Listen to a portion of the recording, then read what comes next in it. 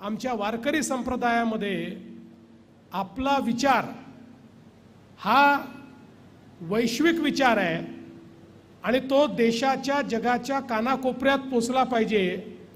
या दृष्टीनं जर कोणी काम केलं असेल तर ते संत नामदेव महाराजांनी या ठिकाणी केलेलं आपल्याला पाहायला मिळतं।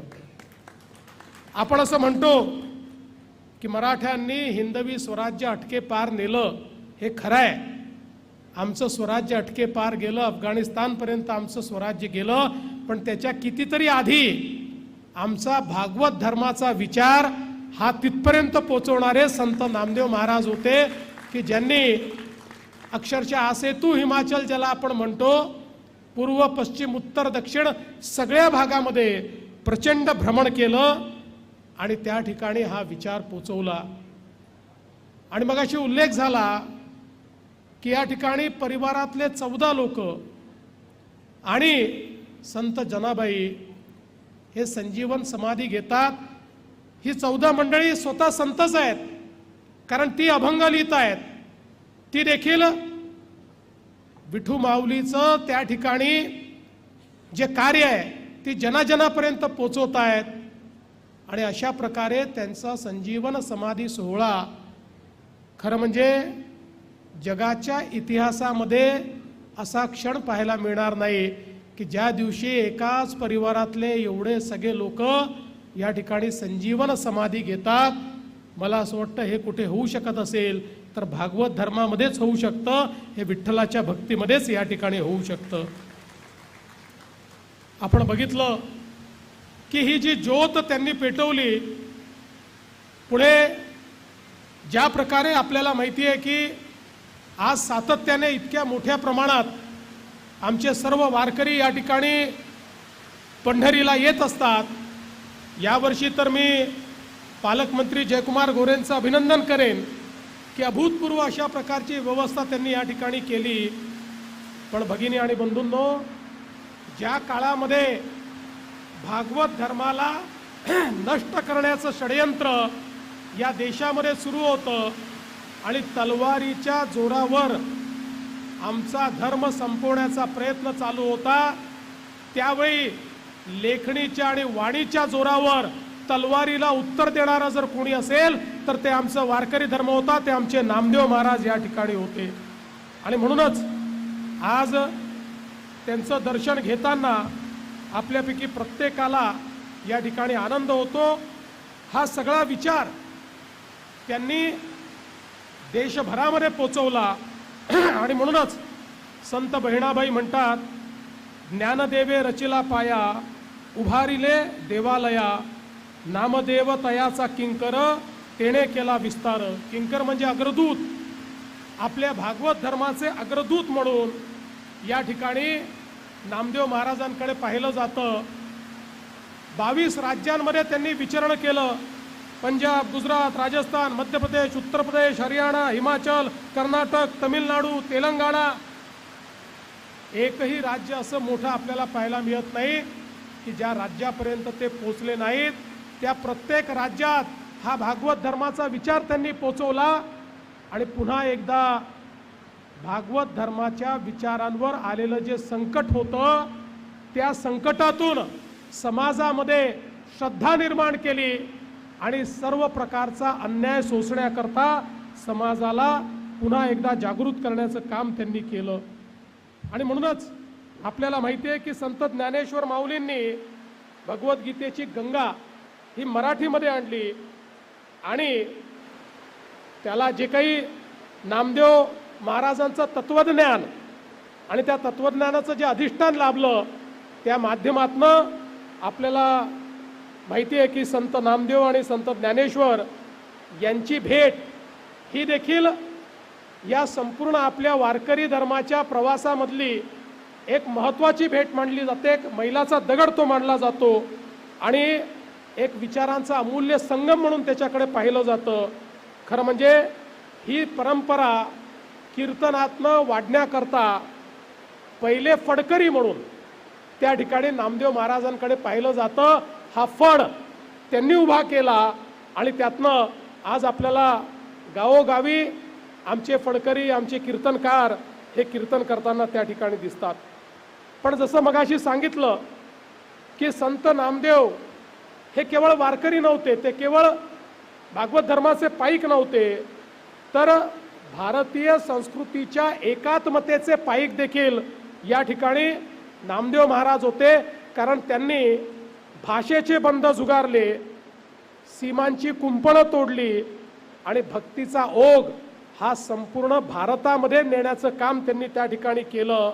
आणि संत गोरा कुंभार, संत सावता माळी, संत परिसा भागवत, संत चोखा मल्हार, त्यांचा परिवार, जगन्मित्र नागा, नरहरी सोनार, तसेच दासी जनी, असे अनेक जण होते की जे या विचाराने प्रेरित होऊन, आणि नंतरच्या काळात आपण बघितलं की या सर्वांनी ज्या प्रकारे लोकप्रबोधन, समाज प्रबोधन केलं आणि भागवत धर्माचा विचार हा गावोगावी पोचवण्याचं काम या माध्यमातून झालेलं आपण बघितलं. आणि म्हणूनच खरं म्हणजे या ऐतिहासिक अशा प्रकारच्या तीर्थयात्रेचा समारोप हा पंढरपुरात चंद्रभागेच्या वाळवंटात झाला. आणि स्नेहभोजनात उच्च नीच, स्पृश्य अस्पृश्य सगळे भेद संपवून आणि त्या ठिकाणी हरिनामाचा गजर करीत, विठ्ठलाचं कीर्तन करीत संपूर्ण समाज एक करण्याचं काम जर कोणी केलं असेल तर ते संत नामदेवांनी केलं. संत नामदेवांनीच या ठिकाणी विठ्ठल मंदिराच्या दारामध्ये चोखोबाची समाधी उभी केली आणि त्यातनं एक संदेश या संपूर्ण आमच्या विखंडित असलेल्या समाजाला दिला की समाजामध्ये जन्माने कोणी मोठा नाही, कर्मानीच प्रत्येक जण मोठा आहे, जन्माने कोणी मोठा होऊ शकत नाही, हे सांगण्याचं काम त्यांनी केलं. खरं म्हणजे संत ज्ञानेश्वरांची संजीवन समाधी ही कदाचित आपल्यापर्यंत पोचली नसती, पण ते हृदयद्रावक दृश्य जे होतं तेही आपल्यापर्यंत पोचलं. ते संत नामदेवांच्या लेखणीतून आपल्यापर्यंत पोचलं. हा सगळा इतिहास त्यांनी लिहून ठेवला आणि पुंडलिकापासून जनाबाईपर्यंत सर्व भक्तांचं चरित्र देखील हे त्यांनी लिहिलं. आपण असं म्हणू शकतो की आपल्या इतिहासातले पहिले चरित्र लेखक जर कोणी असतील तर तेही संत नामदेव महाराजच या ठिकाणी होते. अशा प्रकारचं कार्य त्यांनी केलं. त्यांच्या साहित्यामध्ये आपल्याला संवाद मिळतो, त्याच्यामध्ये नाट्य मिळतं, अखिल मानवतेचा विचार करून केलेलं हे लेखन आहे असं आपल्याला पाहायला मिळतं. श्रीकृष्णाच्या लीला मराठीत सांगताना त्यांनी बालकविता देखील मराठीमध्ये लिहिलेल्या आहेत. आणि सगळ्यात महत्त्वाचं की मराठीतल्या गझलांच्या संदर्भात त्याचं मूळ कुठे आहे अशा प्रकारे अनेक संशोधक शोधत असताना त्याचं मूळ हे संत नामदेवांपर्यंत पोचतं. म्हणजे सर्व प्रकारचं जे साहित्य होतं या साहित्याची निर्मिती देखील त्या ठिकाणी त्यांनी निश्चितपणे केली. हिंदी साहित्याला एक नवीन भान देण्याचं काम देखील संत नामदेवांनी केलं. त्यांनी हिंदीमध्ये आणि पंजाबीमध्ये देखील अभंग लिहिले.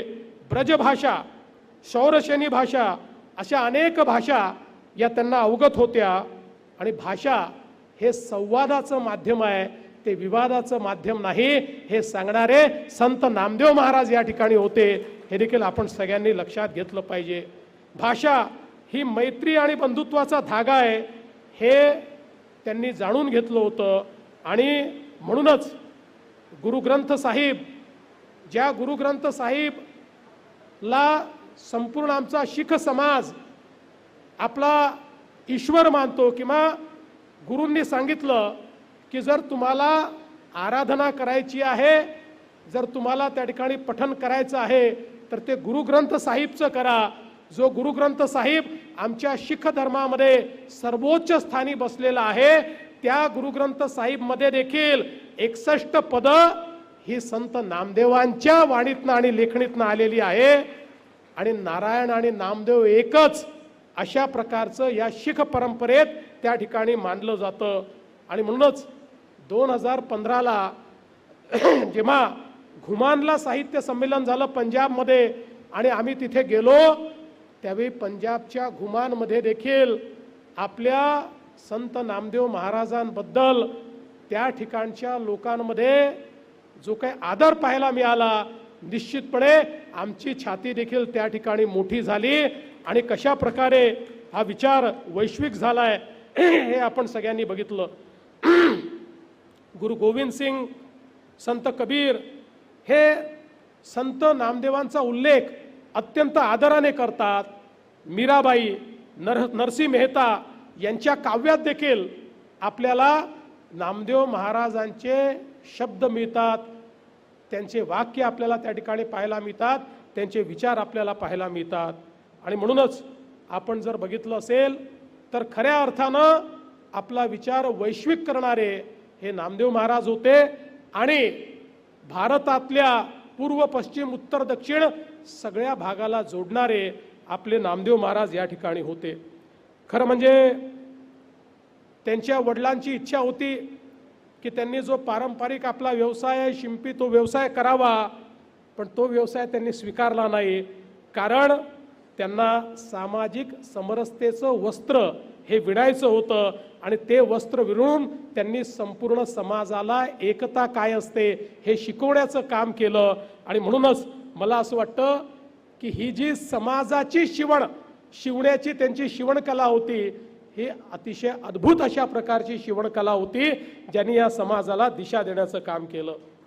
समाजातल्या उच्चवर्णीयांना ते प्रश्न विचारतात, नाना वर्ण गवा उनका एक वर्ण दूध, तुम कहा के ब्राह्मण हम कहा के सूद, मन मेरी सुई तन मेरा धागा, खेसर जी के चरण पर नामा सिंपी लागा. अशा प्रकारे त्यांनी या संपूर्ण व्यवस्थेला त्या ठिकाणी बदलण्याचं काम केलं. आणि म्हणूनच अनेक चरित्रकार असं म्हणतात की जर संत नामदेव झाले नसते तर उत्तर प्रदेशात कबीर, राजपुतान्यात दादू आणि पंजाबात गरीबदास सुद्धा झाले नसते. कारण या सगळ्यांनी जी प्रेरणा घेतलेली आहे ती संत नामदेव महाराजांकडनं घेतलेली प्रेरणा आहे. खरं म्हणजे ही आपली संतांची भूमी आहे आणि या संतांच्या भूमीमध्ये अभंगाच्या माध्यमातनं अतिशय मोठा विचार आपल्यापर्यंत पोहोचलाय. आणि म्हणूनच मगाशी नामदास महाराजांनी जे सांगितलं की आमचा हा अभंगातला जो विचार आहे हा आमच्या पुढच्या पिढीपर्यंत पोहोचला पाहिजे आणि त्याकरता आपल्या शैक्षणिक व्यवस्थेत देखील तो या ठिकाणी आला पाहिजे. मला असं वाटतं की अतिशय चांगली सूचना ही आपण या ठिकाणी केली आहे. जरूर त्या संदर्भात सगळ्यांची चर्चा करून आमच्या पुढच्या पिढीपर्यंत अभंगातला हा जो विचार आहे हा कसा आपल्याला पोचवता येईल याचा आपण प्रयत्न केला पाहिजे.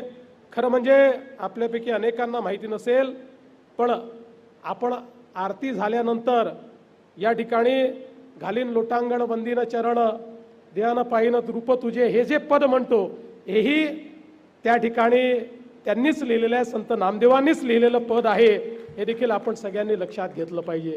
आणि म्हणूनच खऱ्या अर्थानं समाजातल्या शेवटच्या व्यक्तीला देखील समाजाच्या मुख्य धारेमध्ये आणणारे आणि त्या ठिकाणी जनाबाईंनाही संतत्व ज्यांच्या सानिध्यामध्ये मिळालं अशा प्रकारचे संत श्रेष्ठ नामदेव यांच्या या संजीवन समाधी सोहळ्याच्या निमित्ताने पालकमंत्र्यांनी या ठिकाणी जी मागणी केलेली आहे की हे जे आपलं मंदिर आहे हे मंदिरही आता जुनं झालेलं आहे, त्याच्यातही आता बऱ्यापैकी अडचणी निर्माण झालेल्या आहेत.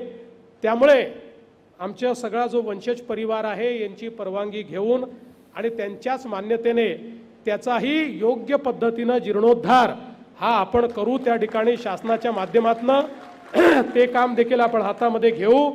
आणि आपली जी इच्छा आहे की या ठिकाणी आपण जे काही एक स्मारक त्यांचं तयार करतो आहोत, हे स्मारक एक वैश्विक दर्जाचं चांगलं स्मारक व्हावं. मी तुम्हाला आश्वस्त करतो की कुठल्याही प्रकारची त्याला निधीची कमतरता आम्ही पडू देणार नाही. अतिशय चांगलं स्मारक आपण करू. लोकशाही मराठी ऐका, पहा, जागरूक रहा.